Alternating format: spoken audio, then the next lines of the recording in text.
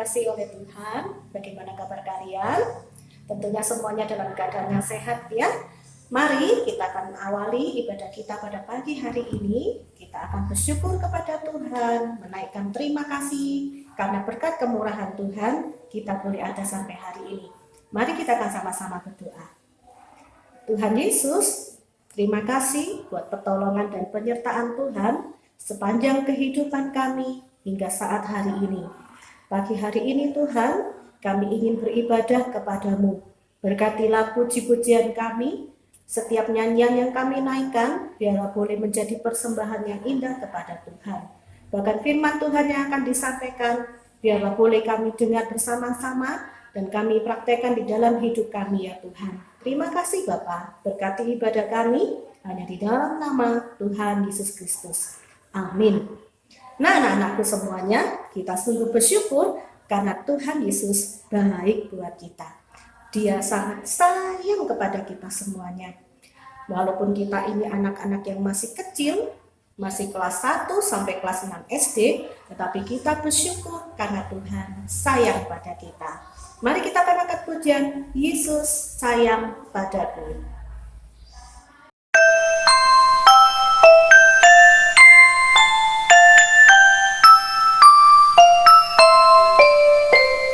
Jesus loves me, yes I know, for the night now tells me so. Little ones to him belong, they are brave and he is strong. Yes, Jesus loves me, yes, Jesus loves me, yes, Jesus loves me, the Bible tells me so.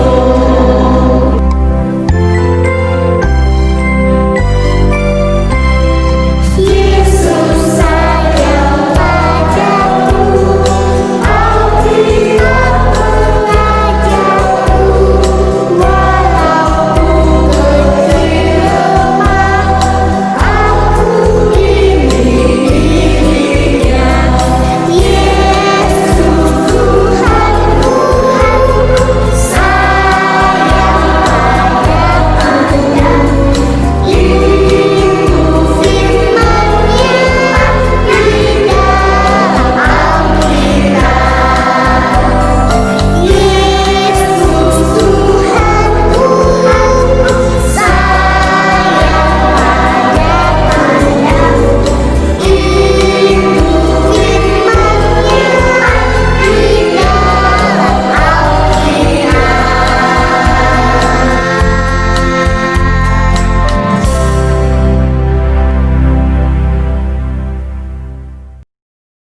Benar sekali, Yesus sungguh sangat baik.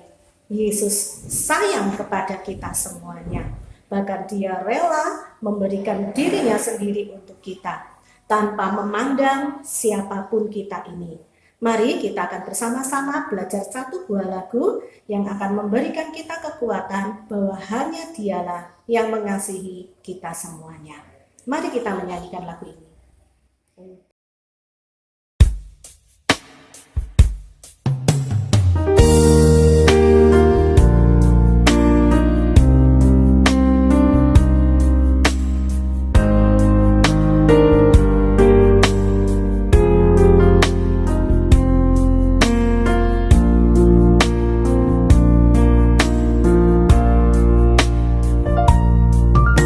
Engkau Bapa yang mengasihiku, tak kau pandang bentuk dan rupaku. Engkau mengasihiku dengan sepenuh hati, tak pernah sama seperti dunia ini.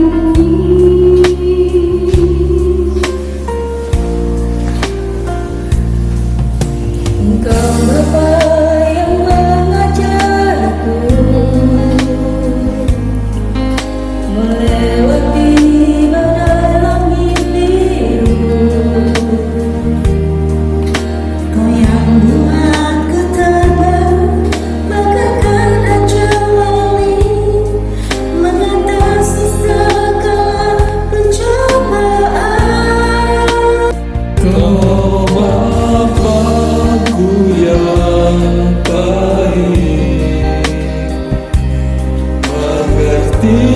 bahasa tetesan air mata, tak kau biarkan ku berjalan sendirian, sebab Bapa-Ku yang baik.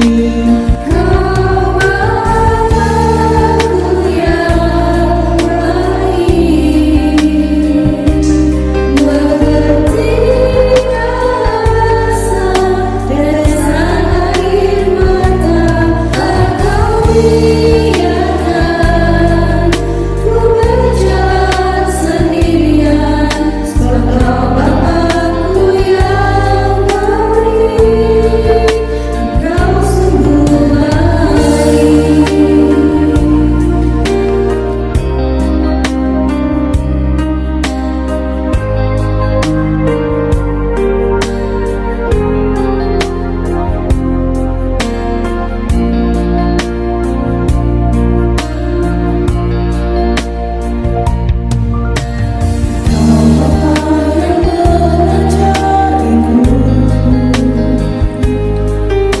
Melewati badai langit biru, Kau yang membuatku terbang bagaikan terjawali, mengatasi segala pencobaan.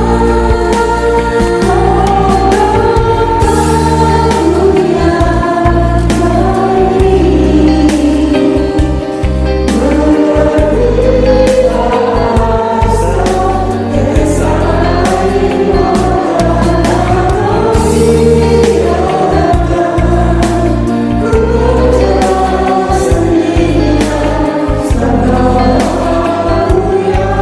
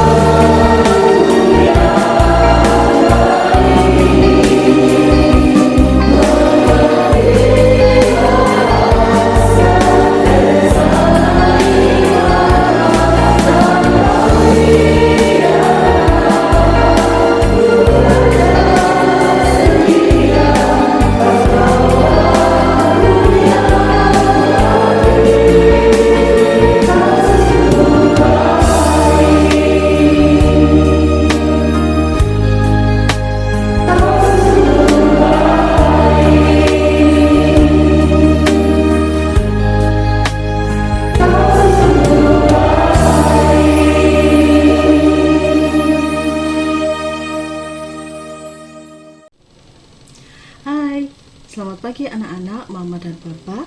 Bertemu lagi dengan Miss Nina. Kali ini Miss Nina akan membawakan firman Tuhan. Tapi sebelum itu, kita mau persiapkan hati dan pikiran kita untuk kita menerima kebenaran firman Tuhan. Mari kita berdoa. Tuhan Yesus yang baik, kembali kami anak-anak-Mu menghadap kehadirat-Mu. Kami mengucap syukur atas penyertaan-Mu dan berkat-Mu yang senantiasa Engkau berikan dalam kehidupan kami. Sebentar lagi kami mau menerima kebenaran dari firman-Mu. Berkatilah, mampukan kami dan penuhi kami dengan kuasa Roh-Mu yang kudus, supaya kami bisa mengerti maksud dari firman-Mu. Berfirmanlah Tuhan, kami siap mendengarkan. Amin. Nah, anak-anak, sekarang kita mau buka Alkitab kita di dalam 1 Raja-Raja pasal 18 ayat 36 sampai 39. Yuk kita buka sama-sama Alkitabnya. Di dalam 1 Raja-Raja pasal 18 ayat 36 sampai 39. Miss Nina akan bacakan untuk kalian semua. 1 Raja-Raja pasal 18 ayat 36 sampai 39.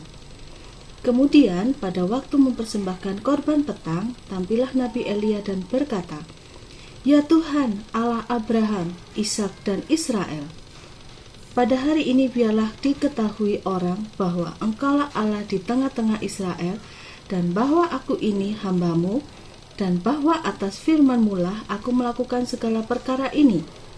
Jawablah aku ya Tuhan, jawablah aku, supaya bangsa ini mengetahui bahwa Engkaulah Allah, ya Tuhan, dan Engkaulah yang membuat hati mereka tobat kembali." Lalu turunlah api Tuhan, menyambar habis korban bakaran kayu api, batu dan tanah itu, bahkan air yang dalam parit itu habis dijilatnya.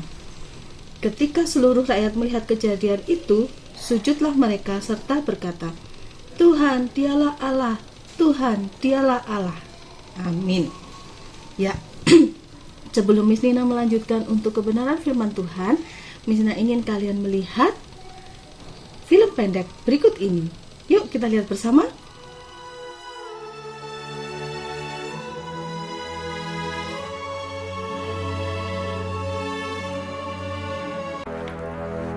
Sesudah beberapa lama, adapun kelaparan itu berat di Samaria.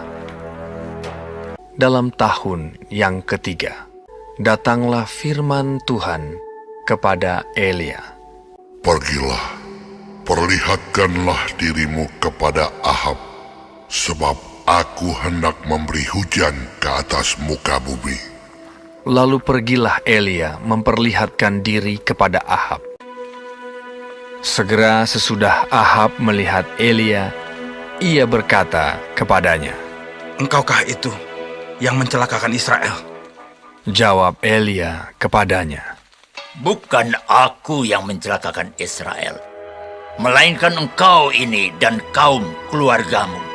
Sebab kamu telah meninggalkan perintah-perintah Tuhan, dan engkau ini telah mengikuti para Baal. Sebab itu, suruhlah mengumpulkan seluruh Israel ke Gunung Karmel. Juga nabi-nabi Baal yang 450 orang itu, dan nabi-nabi Asyera yang 400 itu." Ahab mengirim orang ke seluruh Israel dan mengumpulkan nabi-nabi itu ke Gunung Karmel. Lalu Elia mendekati seluruh rakyat itu dan berkata, "Berapa lama lagi kamu berlaku timpang dan bercabang hati? Kalau Tuhan itu Allah, ikutilah Dia. Dan kalau Baal, ikutilah Dia." Tetapi rakyat itu tidak menjawabnya sepatah kata pun. "Hanya aku seorang diri yang tinggal sebagai nabi Tuhan. Padahal nabi-nabi Baal itu ada 450 orang banyaknya. Biarlah kamu memanggil nama Allahmu, dan aku pun akan memanggil nama Tuhan."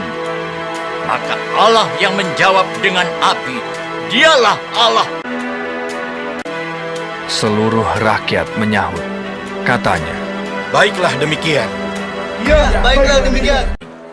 mereka mengambil lembu yang diberikan kepada mereka dan memanggil nama Baal dari pagi sampai tengah hari. "Ya Baal, jawablah kami." Tidak ada yang menjawab. Mereka berjingkat-jingkat di sekeliling mezbah yang dibuat mereka itu. Maka mereka memanggil lebih keras sampai waktu mempersembahkan korban petang. Tetapi tidak ada yang menjawab. Kata Elia kepada seluruh rakyat itu, "Datanglah dekat kepadaku." Lalu ia memperbaiki mezbah Tuhan yang telah diruntuhkan itu. Ia mendirikan batu-batu itu menjadi mezbah demi nama Tuhan. Kemudian Elia mengambil 12 batu menurut jumlah suku keturunan Yakub dan membuat suatu parit sekeliling mezbah. Ia menyusun kayu api, memotong lembu itu, dan menaruh di atas kayu api itu. Ia berkata, Penuhilah 4 buyung dengan air, dan tuangkan ke atas korban bakaran dan ke atas kayu api itu. Buatlah begitu untuk ketiga kalinya. Dan mereka berbuat begitu untuk ketiga kalinya, sehingga air mengalir sekeliling mezbah itu. Bahkan parit itu pun penuh dengan air. Kemudian pada waktu mempersembahkan korban petang, tampillah Nabi Elia dan berkata, Ya Tuhan Allah Abraham, Ishak dan Israel, dan bahwa aku ini hamba-Mu, dan bahwa atas firman-Mu lah aku melakukan segala perkara ini, supaya bangsa ini mengetahui bahwa Engkaulah Allah, ya Tuhan, dan Engkaulah yang membuat hati mereka tobat kembali. Lalu turunlah api Tuhan menyambar habis korban bakaran, kayu api, batu, dan tanah itu. Bahkan air yang dalam parit itu habis dijilatnya. Ketika seluruh rakyat melihat kejadian itu, sujudlah mereka serta berkata, Tuhan, Dialah Allah. Tuhan, Dialah Allah.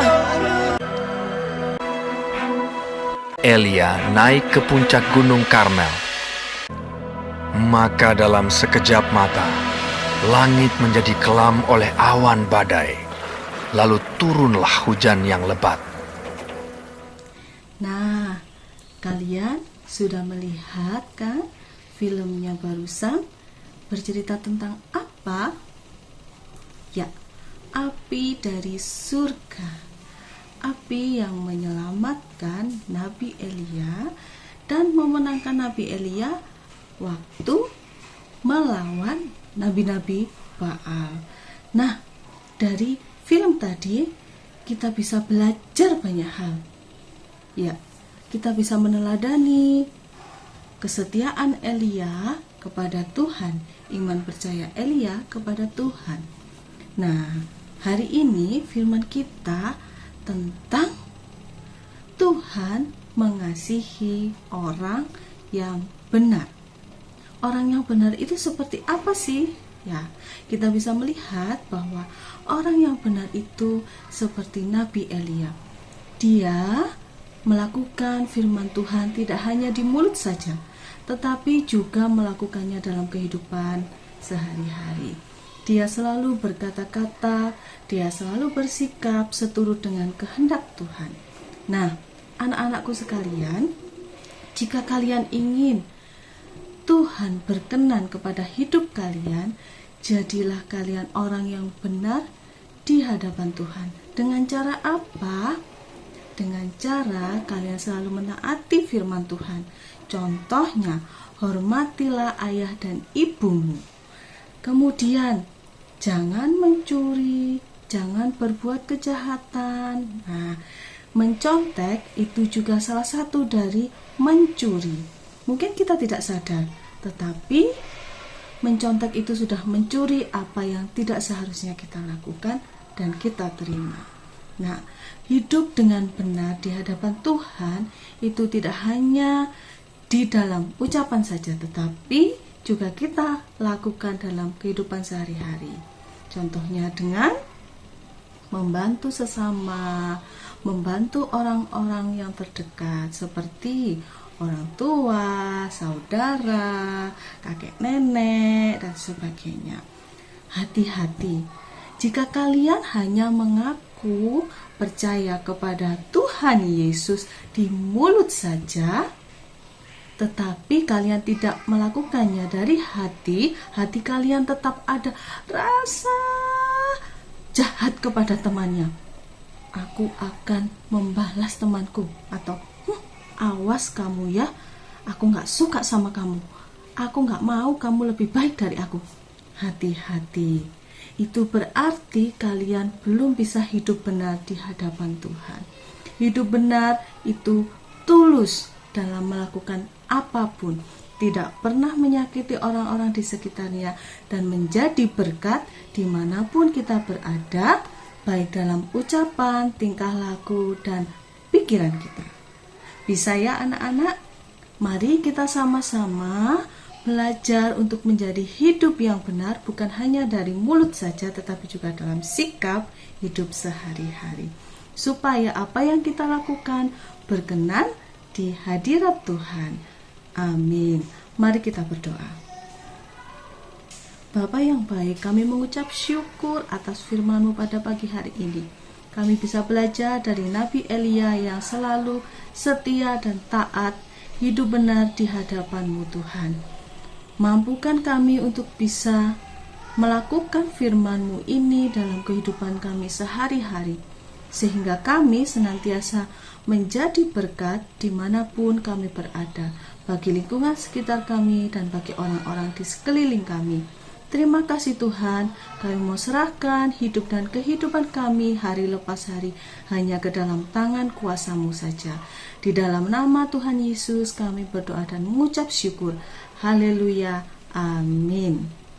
Terima kasih, Tuhan Yesus memberkati.